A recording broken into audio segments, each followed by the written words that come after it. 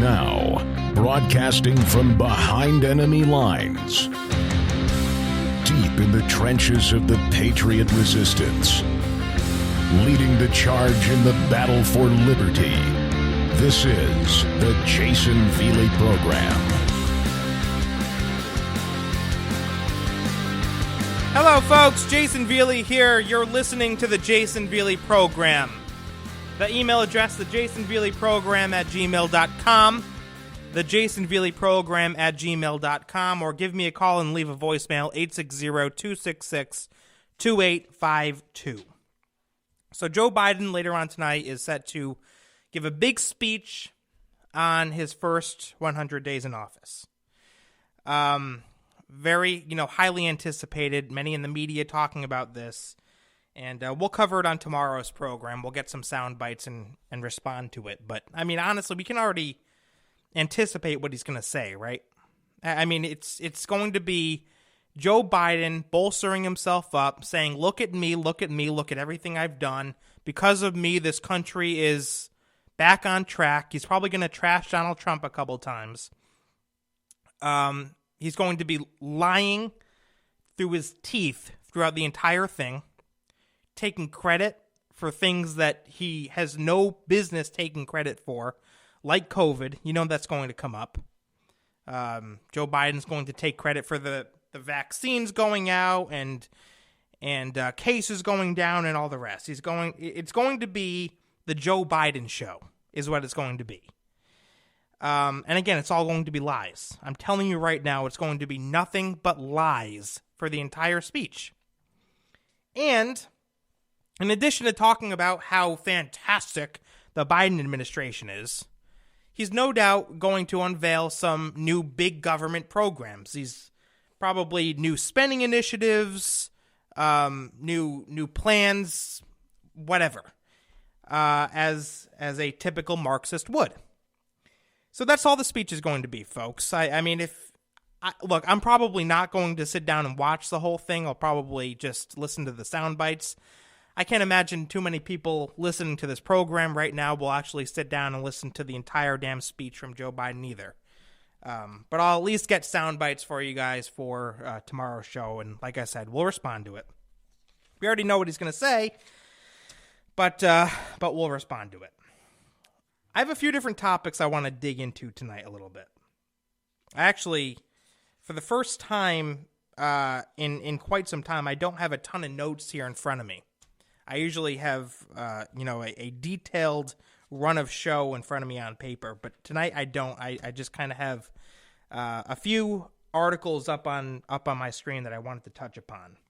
But I feel that they're important. I have a general idea of the points that I want to make. Let me start with this. This is actually a topic that I haven't talked enough about on this radio program. And that is what's going on in our school systems. The liberals have made their way into essentially every single institution that we have in American society. They've made their way into Hollywood. They've made their way into different businesses. They've made their way into the media. In fact, they pretty much are the media today. And they've made their way into academia. Now, when I was in college, let me preface this by saying that when I was in college and even before that in high school, I had my fair share of liberal professors. Growing up in the state of Connecticut, you were hard pressed to find or identify a professor that leaned more conservative. They just weren't there. They just were non-existent, essentially. And I think that's the case not only for Connecticut, but really for many states across the country. Conservatives are just completely outnumbered when it comes to academia. Liberalism has, like I said, taken over. It is replete with liberal philosophies, liberal narratives, a skewed leftist view of history. That's academia nowadays. That's what it's come down to. And it's ironic because the liberals tell us that they stand for diversity, right? That they stand for inclusion and tolerance and acceptance of different types of people, except when it comes to conservatives on the college campus or the high school campus. If you're a conservative in college or in high school, then you're to be ridiculed, ostracized, and cast out. And that goes for both students and teachers. Let me get into this. This is from the Washington Examiner. University revises Inclusive Excellence Award after conservative professor earns the 2021 honor. This is just unbelievable. See, they can't have conservatives actually start to gain some traction to climb the academic ladder, so to speak. They can't have those types of professors in the spotlight. Because, again, they want to maintain their liberal stronghold in these schools. And so whenever you have a successful conservative professor, like the one I'm about to tell you about, liberals attack. They go on the offense and attack. Because it's a threat to their narrative. It's a threat to the culture that they've built, again, in these schools. Washington Examiner, an Ohio university... I think that's that should be at Ohio University. There we go. They're changing the way it selects recipients of its Inclusive Excellence Award after a conservative professor won. God forbid a conservative win something, huh? We are working to revise the nomination and review process to be sure we take a comprehensive approach in selecting the recipients to ensure their bodies of work represent our diversity and inclusion values, said University of Toledo Vice President of Diversity and Inclusion Willie McKether in a statement announcing the award.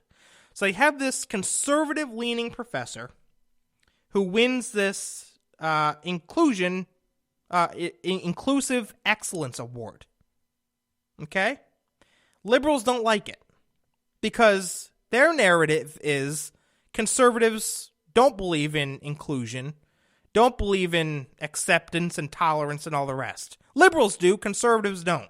So when you have this conservative professor who won this award, they freaked out.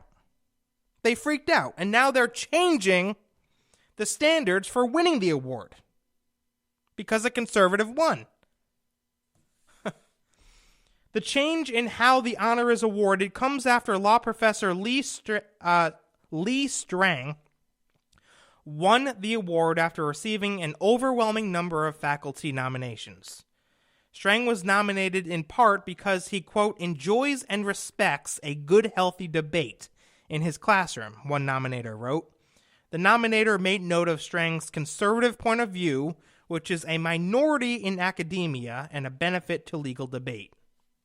It is a minority. I mean, you could look it up. The conservatives are... There's been reports that indicate that conservatives are greatly outnumbered by liberals. That's a fact. That's not just some kind of conspiracy. That's not a something that I'm just throwing out there. That's a fact. Professor Strang always welcomes students to present and defend their perspectives while respectfully challenging them to consider points of view contrary to their starting point, one nominator wrote. I believe the Academy, at its best, is a place where truth claims and viewpoints can contend with one another based on their own merits, and scholars from all life experiences have the opportunity to wrestle with the arguments of others as well as their own assumptions. Yes, that's the way it should be. Right? That's the way, I don't know this professor from Adam. But based on what I've read from these people who nominated him for this inclusion award, he sounds like a good guy. This is the kind of professor that we should be celebrating. Who cares that he's a conservative? He invites and encourages debate in his classroom. And by the way, if there's a leftist professor out there who also encourages open and fair debate in the classroom and is respectful, genuinely respectful to people who have conservative views, I have no problem with that either. But what we tend to see time and time again, at least in my experience, is liberal professors who aren't about, open dialogue, open debate, but rather about telling you, the student, how it is. Talking down to the student, lecturing the student, trashing conservatives. That's the way these liberal professors handle themselves, conduct themselves, or at least many of them, in my experience. As much as any demographic measure of diversity, the diversity of thought and perspective is at the very heart of our identity as an academic institution, wrote another nominator. So people are talking about how this professor encourages free and open debate. That's why they nominated him for this inclusion award. McKether said it was for those reasons that Strang would receive the award, but that the process would change going forward. Listen to this. McKether said, quote, and McKether is the University of Toledo Vice President of Diversity and Inclusion. That's Willie McKether. Just again to remind you. Listen to what he said. The intent of this award is to recognize those at U Toledo who best represent our diversity and inclusion values, and the feedback we've received on the nomination and review process is important as we continue to advance this new recognition into the future. You see, what happened, ladies and gentlemen, and I only know this because I read another article about that also covered this story from a different website. Actually, it was originally posted on the Federalist. And they talked about how this conservative professor won this award because many faculty members nominated him. However, a lot of alumni and students protested, essentially. There was a ton of backlash from students and alumni who were furious that a conservative could win an inclusion award. And so the vice president of diversity inclusion at this university, McKether, said, okay, we're going to change the way we select winners going forward. Essentially caving to these little Marxists. That's what's happening. As an institution, we are committed to promoting a campus environment where every member of the U Toledo community feels included and respected. I will continue to do my best to acknowledge and facilitate respectful discussions that enable us all to grow and do better. Well, discussions that enable us all to grow and do better, it sounds like that's what this professor was doing in his classroom. Professor Strang, this law professor, right? Based on the nominations, he was facilitating respectful discussions. He won fair and square. What's this about changing the standards of how winners are selected? These students are pissed because a conservative won an inclusion award. They can't wrap their minds around it. But that's what happened. That's what happened. So that's story number one I had on this topic. Story number two is from the Daily Wire. This one, if you can believe it, is even more infuriating. University of Pittsburgh allows professors to give students passing grades for missing assignments. For missing assignments. You know, a lot's changed since I was in school, ladies and gentlemen. I remember the good old days. You know, back in elementary school and middle school, you didn't bring in an assignment. If it was late, you didn't get credit. It was just a 0. And honestly, that's the way it should be. I'd love to become a professor one day, and mark my words, if students are late, you know, I'll be understanding given, if I'll look at the circumstances and the context and so on and so forth, but generally speaking, if you have a missing assignment, you get a 0. That's the way it should be. But at the University of Pittsburgh, professors are now allowed to give students passing grades for missing assignments that they didn't even turn in. Let me read. This is what's going on in academia, ladies and gentlemen. This is the kind of crap that's going on. Our young people are being dumbed down. They're being lectured about how great liberalism is, about how great progressivism has been throughout American history, even though it has destroyed many of our institutions over the years. They're being told lies. They're being dumbed down. They're being brainwashed. It's horrible. It's been going on too damn long. The university, again reading from the Daily Wire, the University of Pittsburgh has reconfigured its grading policy to allow students to receive a passing grade for incomplete or missing assignments. So wrong. According to an announcement from the university's vice provost for undergraduate studies, professors will now be able to give for undergraduate studies, professors will now be able to give students a passing G grade for assignments that are incomplete before the end of the semester. G grades. You know how there's like A, B, C, D, F? Now you can get a G. Now you can get a G because we have to somehow deal with those students who have missing assignments. We can't let them fail, you know. Everybody deserves to win in liberal America.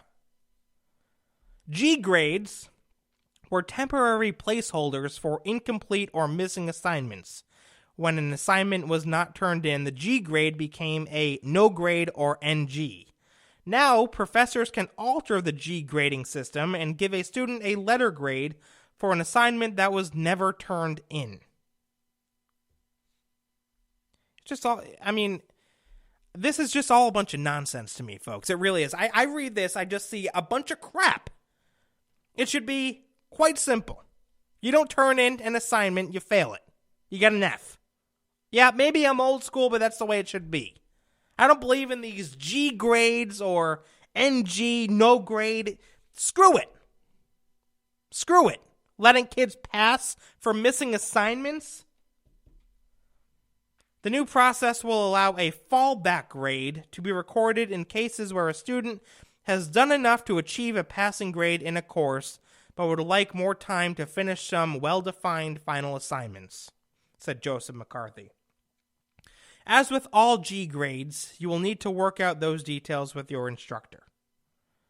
According to Campus Reform, which is a great website, by the way, campusreform.org, during a University Senate's Faculty Affairs Committee meeting, McCarthy confirmed that, quote, fallback grades, the term for giving students letter grades for incomplete work, can be used in the interim.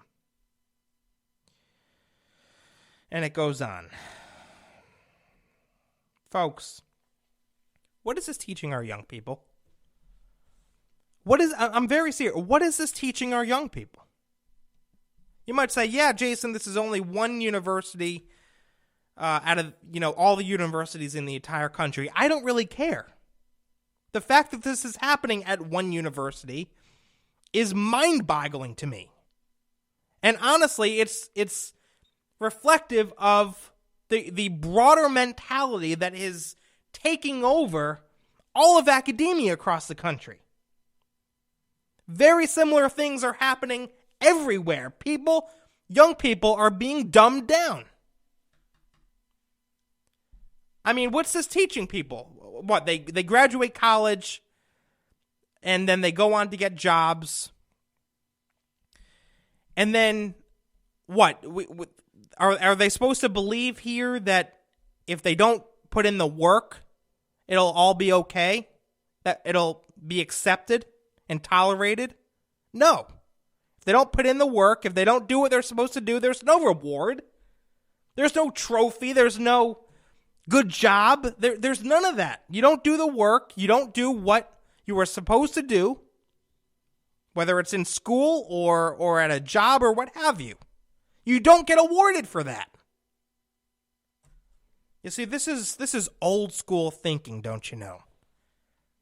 This is old school thinking. I'm just not with it, is what it comes down to, ladies and gentlemen. I'm just not with it. This is the reason why I fought tooth and nail throughout my high school and college careers. Folks, you have to understand, I was hated by a lot of students. I mean, in college, there were people who were my friends, pretty close friends, one semester, and then once they realized I was conservative, it was like I didn't exist. I mean, my sophomore year, for example, when I exposed my college professor for going on this big liberal anti-Republican ranting class, I played it on this. I think I played it on this radio show before. I've talked about it. When I got on Fox News for exposing my liberal professor, after that incident, do you know how many friends I lost? Do you know how many people hated my guts because of that? I mean, the Republican group on campus came after me, denounced me. The Republican group. These people couldn't stand me. And look, I'm not sitting here complaining. I'm just saying how it was. And you know what, ladies and gentlemen? The truth is that if I could go back and do it all over again, I would do it the same exact damn way. The same way. I wouldn't change a thing. Except maybe I'd fight twice as hard. Why, you ask? Because I feel that our young people are being brainwashed and taken down a dark path. They're being taught to hate this country. They're being taught to hate themselves with critical race theory or, lectures on white privilege or unconscious biases. It's ridiculous. I think many professors are doing a tremendous disservice to our young people. And as a result, I think that more and more young people, conservative young people, need to fight back. Before it's too late. I'll be right back. Stick with me. This is the Jayson Veley Program.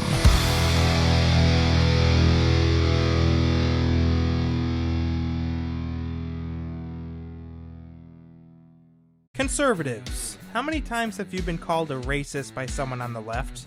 What about sexist, bigoted, homophobic, xenophobic, right-wing radical extremist? These are all buzzwords that liberals use as a means of labeling conservatives as something that they're not. And let me tell you something, I, like most of you, am getting pretty damn sick of it. That's why I started my own conservative comedy series, Living with a Liberal. Hosted on the popular video sharing app TikTok, Living with a Liberal features two fictional characters, played by yours truly, whose political differences could not be more obvious. It's a comedic take on the modern-day liberal Democrat, because if they can brand us as racists and bigots, we can brand them as triggered, oversensitive snowflakes. Check out Living with a Liberal today on TikTok. Just search Jayson Veley and you'll be taken right to my homepage. I have over 100 episodes on there, so you won't be short on content anytime soon. Enjoy. Are you a pissed off liberal that wants to give me a piece of your mind? Or maybe you're a conservative that simply has a question or comment. Either way, you should know that there's a few different ways you can reach me. Feel free to send me an email at thejaysonveleyprogram@gmail.com. Or if you prefer, you can also call the show number and leave me a voicemail. 860-266-2852. Be sure to provide your name and where you're writing or calling from. Thanks a lot. I look forward to hearing from you.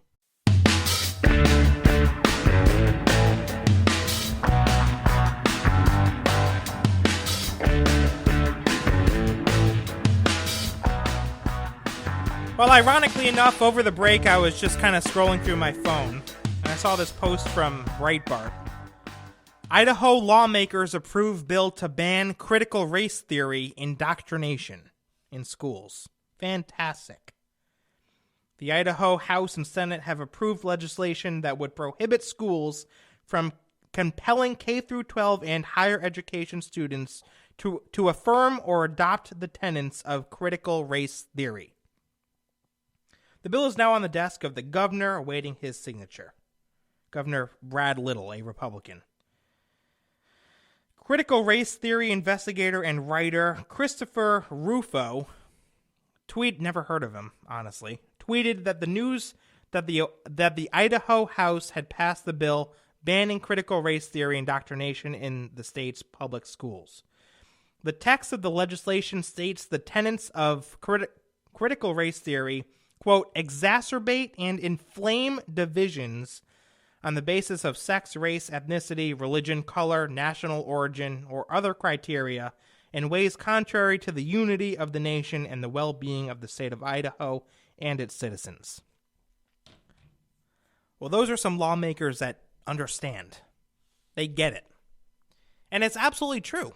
I mean, things like critical race theory, white privilege, all this crap being taught in class does nothing but create division and hostility. That's all it does. That's all it does. There's no unifying going on. There's no coming together and understanding. Many of these teachers, look, I'll be willing to give some of them the benefit of the doubt. Maybe some of them do have good intentions with this. But really, it does inflame division.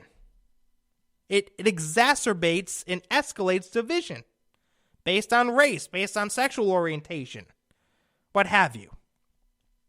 If we want people to come together, we need to stop shouting racism, or sexism, if we want to get over the so-called misogyny in this country. I mean, the reason these things exist in large part, ladies and gentlemen, is because the left can't stop talking about it.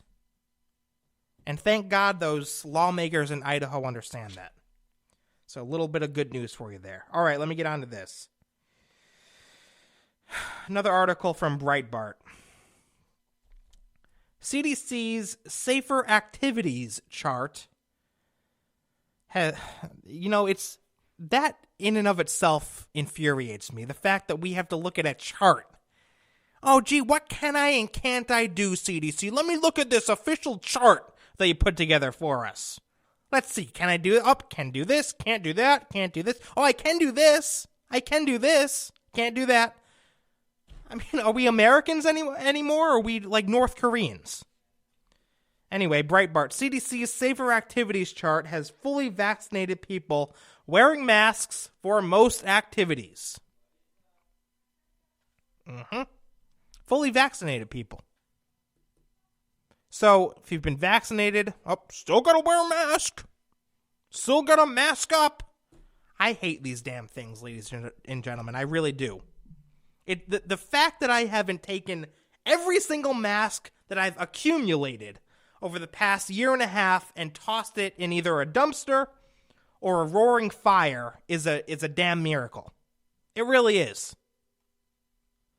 Can't stand it. The U.S. Centers for Disease Control and Prevention's Safer Activities chart, which characterizes high-risk and low-risk activities for unvaccinated and vaccinated people, has fully vaccinated individuals wearing a mask for most activities, giving them little to no edge over the unvaccinated population in terms of masking. Wouldn't it be nice if, you got vaccinated and then never had to wear a damn mask again? That's the way it should be. Wouldn't it be nice if you got vaccinated and then never had to worry about standing 6 feet apart ever again? That's the way it should be. But it's not. Now, honestly, ladies and gentlemen, I could have predicted this. And let me just seize the opportunity to say that even when cases continue to plummet, and they are plummeting right now, they're plummeting across the country, especially compared to what they were even, a few months ago. They are down. More and more people are surviving the coronavirus because we know more about it. We have millions of people who have already been vaccinated. Everything is going in the right direction. And yet, mark my words, we're going to be stuck with Fauci and these so-called medical experts at the CDC for months to come. We are. Even when it's very clear that the American people have reached the land of milk and honey, you're still going to have Fauci out there telling people, gotta mask up, gotta social distance. Gotta mask up, gotta social distance. I'm telling you right now. I don't see an end to this other than when we reach a point where people are just beyond sick of it that they deem Fauci completely irrelevant. Honestly, why they haven't already done that is beyond me. The CDC released updated guidance on yesterday for fully vaccinated individuals, as roughly 29% of the U.S. population is now considered fully vaccinated. Despite that status, the CDC is not recommending those individuals to revert to a state of pre-pandemic normalcy, urging them to continue to wear masks in certain social settings, such as visiting with members of more than one household, and to avoid large gatherings. So, congratulations to all those people who have been vaccinated. Your reward is pretty much nothing. Your reward is pretty much nothing. Isn't that a shame? Isn't that just horrific? I mean, honestly, these people who... Look, I haven't been vaccinated yet. I have nothing against the vaccine. I would if I absolutely had to. I just don't feel that I need to. I'm a young guy, mid-20s, in pretty good health. I don't feel the need to get the vaccine. I probably won't get it, if I'm being honest.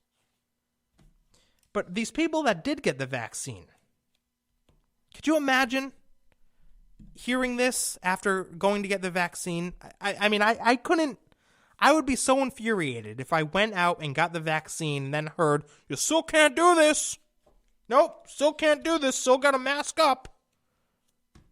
Wear masks in social settings. Visiting with members of more than one household, got to wear a mask, even if you're vaccinated. I would be livid. And if any of you listening to this right now have been vaccinated, you should be livid as well. You see, Fauci and these medical experts, quote unquote, and Biden and the left and their surrogates, they keep moving the goalposts, don't they? Remember in the beginning of this damn pandemic, it was the narrative was 2 weeks to flatten the curve. Remember that? Just 2 weeks to flatten the curve. 2 weeks. Yeah, it's been a long 2 weeks, huh, ladies and gentlemen? And it's going to continue. That's the point I'm trying to drive home, is that they're going to keep moving the goalposts.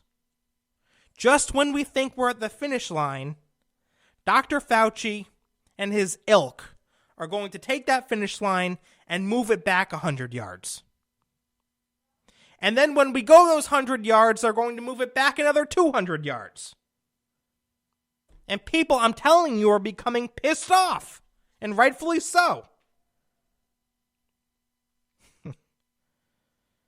The U.S. Health Agency released a chart titled Choosing Safer Activities to demonstrate the difference in risk between vaccinated people and unvaccinated people engaging in certain activities. Activities include visiting a hair salon, going to an uncrowded indoor shopping center, riding on public transport, and more.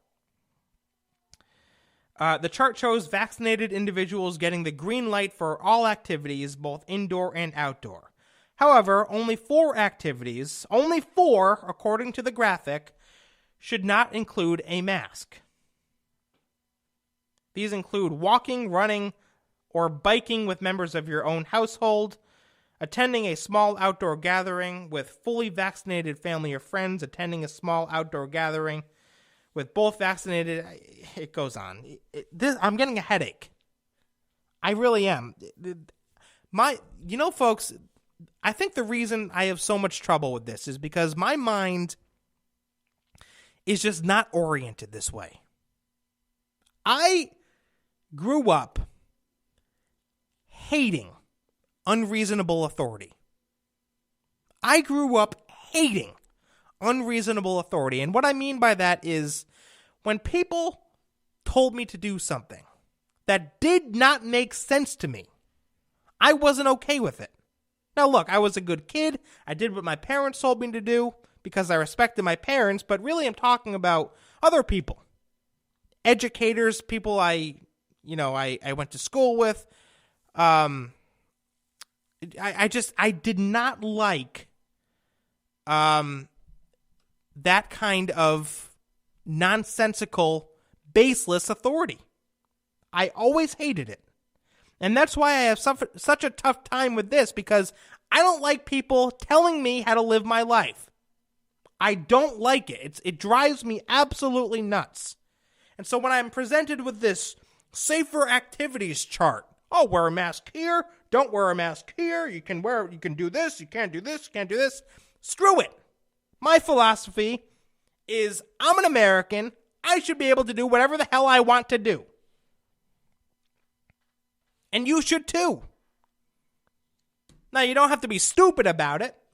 COVID is still out there. I'm not saying to, ride in an elevator with 50 people.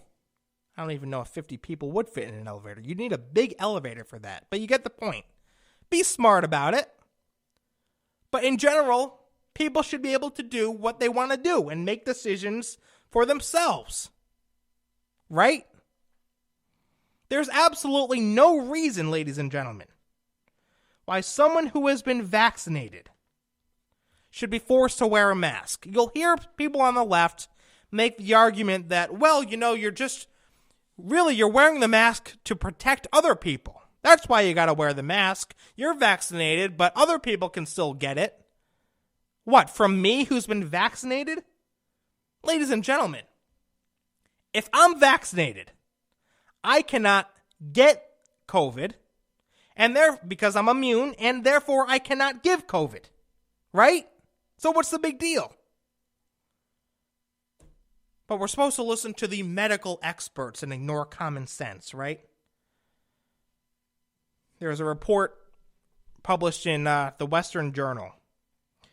Doctors reveal grim outlook for upcoming years after COVID lockdowns.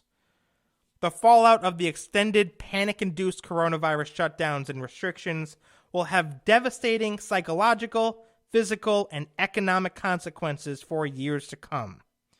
That's the sobering assessment of Dr. Jay Bhattacharya, I think that's how you say his last name, an economist and professor of medicine at Stanford University, who also teaches at Harvard Medical School. In a podcast Monday with the Federalist publisher Ben Domenech, Bhattacharya warned that the pervasive collateral damage of the shutdowns will haunt Americans for at least a generation. This is a professor of medicine at Stanford University saying this. So this isn't just some nut job that they dragged off the street. The lockdowns have had enormous collateral damage, he said. We're going to be counting those costs for at least a decade, maybe a generation, with the loss of schooling. According to Bhattacharya, a tragic fallout of the mass panic stoking has been that government officials have pushed unscientific guidelines and mandates based on hysteria, not on science. Unfortunately, he doesn't believe there will be any accountability for the misguided experts, quote-unquote, who rapidly promoted the draconian, ineffective coronavirus restrictions and lockdowns. Bhattacharya said, I'm much less interested in accountability in terms of particular people. I'm much more interested in accountability in the sense of creating systems that allow us to make better decisions in the midst of the fear of a pandemic. Because I think that's really the root of the problem that we've had, is that we have made all these decisions in panic mode almost for a full year. And rather than sort of calmly following plans, he said, that made sense, which wasn't a lockdown, we instead decided that only the lockdown could be the solution without counting the costs at all. So that's what he has to say. And we've gone over studies on this program, folks, that indicate that, yeah, there will be severe, not only economic consequences of all these lockdowns, but psychological and physical consequences of these lockdowns. This professor of medicine at Stanford is saying it'll affect an entire generation. But many people aren't thinking about that, are they? They're not talking about that. Dr. Fauci isn't talking about that. I often wonder, listening to these real medical experts talk about the consequences of all these lockdowns, the economic consequences, the psychological consequences. I wonder if, 5 years from now, when all of these consequences are, we're starting to feel the effects of them, I wonder if there's going to be, just this massive awakening where we look back and say, was it worth it? Was it worth it? I really think, ladies and gentlemen, that's going to be a question we're going to be asking ourselves in 5, maybe even less, 3 years from now. I really do. Was it worth it? I don't know. But there you go. All right. I'm going to take a quick break. Couple more stories when I get back. Don't go anywhere.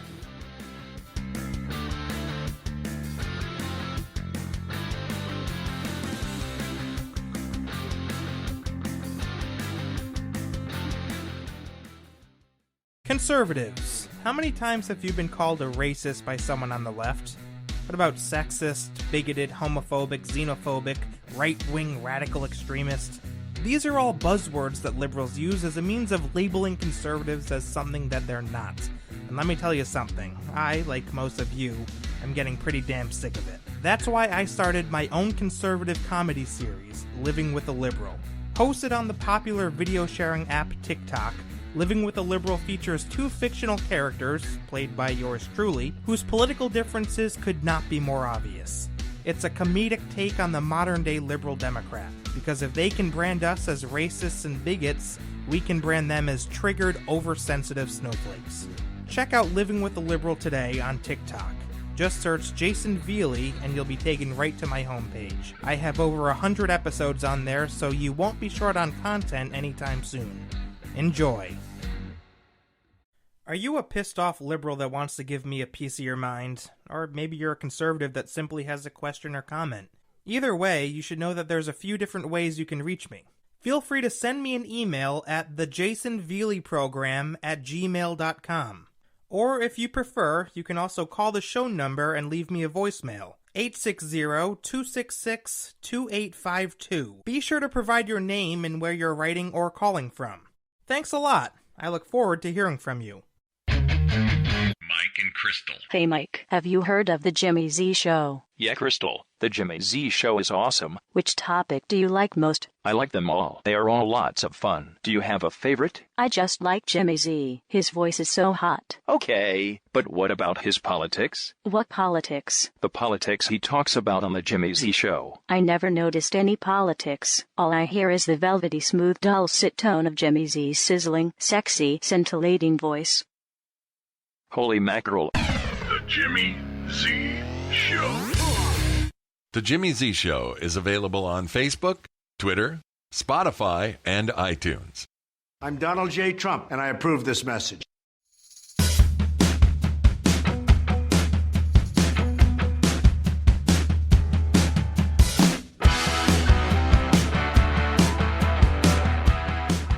All right, folks, welcome back to the show. A few minutes left.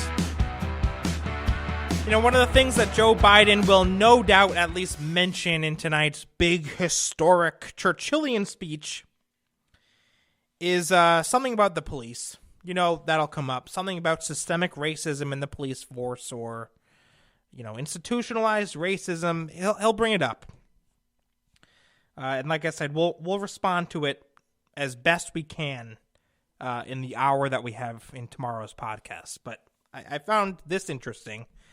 From OAN, One America News Network, which is fantastic, by the way. OAN and Newsmax are really two of the only conservative streaming platforms that I pay attention to. I mean, even, of course I don't watch CNN or MSNBC, none of that crap, because, I have brain cells. But even Fox News today, I just, unless it's like Tucker or Hannity, I can't watch it. But OAN is fantastic. They published an article earlier today. According to a report, police tend to shoot people for the same reasons regardless of race. Imagine that. According to the Washington, this is, again, reading from OAN. According to the Washington Post's archive of police shootings across the U.S., a large majority of fatal shootings, about 3/4, happen while officers are either under attack or protecting other people. So of all the fatal police shootings, that is police-involved shootings, I should say, 3/4 of them happen while the police officers are either under attack or protecting other people. 75%. So already that absolutely shatters the liberal narrative that cops are bad and inherently racist and evil and all the rest. The numbers show of those who died in officer-involved shootings, 28% died while shooting at either officers or other people. Additionally, 16% were either using weapons or physical force, and 31% were pointing a gun. It really isn't news. This is stuff that I knew and you probably knew as well. Police don't just walk around shooting people for no reason. There's always a reason. Either they're protecting another person or they're protecting themselves against someone who's shooting at them. Of all the officer-involved shooting deaths, less than 10% were against unarmed people. The data completely contradicts the narrative among left-wing activists that officers are typically using lethal force against otherwise peaceful civilians. Could it be, ladies and gentlemen? A little bit more here. The data shows that when it comes down to it, officers largely appear to respond to life-threatening situations based on circumstances regardless of the culprit's race. Although African Americans and Hispanics are disproportionately represented in those statistics, the facts surrounding those shootings are strikingly similar to when white people are involved. Nonetheless, the mainstream media continues to, in other words, it comes down to the crime being committed, not the color of someone's skin. That's what police are responding to. What do you think? It's just the idea that police officers pay attention to someone's skin color and act a different way for one race than they do for another race. It's just so preposterous to me, folks. It doesn't make sense. It does not make sense. Did you hear about what happened in Georgia, by the way? Damn video playing. There we go. I hate these websites now where, the video starts playing automatically, then you try to X out and it just jumps to the corner of the screen and keeps playing. I can't stand it. But there was a story out of Georgia where police saved an unconscious woman trapped in a burning car. I'm not going to read the whole article because we're running short on time, but it's up on Fox News. I encourage you to check it out. Police in Georgia, and there's video that goes along with it. Police in Georgia have released body cam video of officers running toward a burning car and rescuing an unconscious 18-year-old woman who was trapped inside.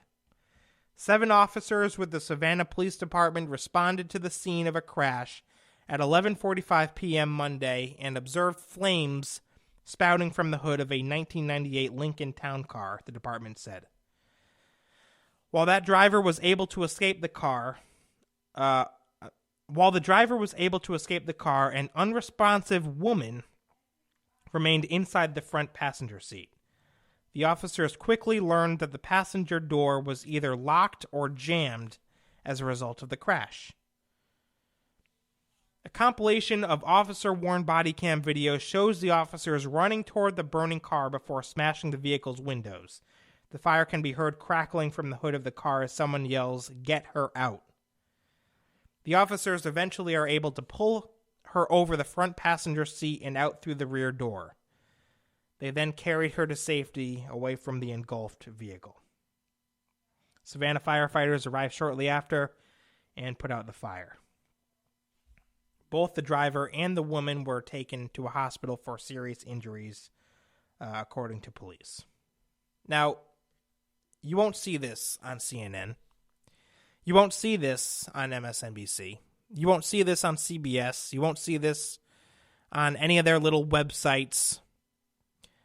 You just won't see it because it doesn't fit their narrative. And it's sad because this is how the vast majority of civilian police interactions go.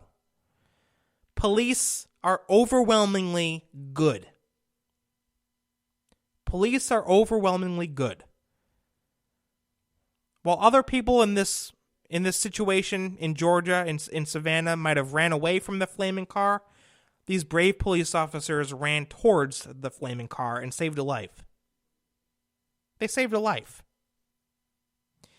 And this happens all the time. This happens all the time. That's why this whole defund the police movement, dismantle the police movement, I think is so backwards. Because what are we going to do without the police? What are we going to do? It would be utter chaos. Complete and utter chaos. But that's that. I just wanted to share that story with you. Thought it was interesting. All right, folks. I'll be back tomorrow to respond to our dear leader's big speech tonight. You're not going to want to miss it. Tune in tomorrow. Have a great night. God bless and God save this great nation.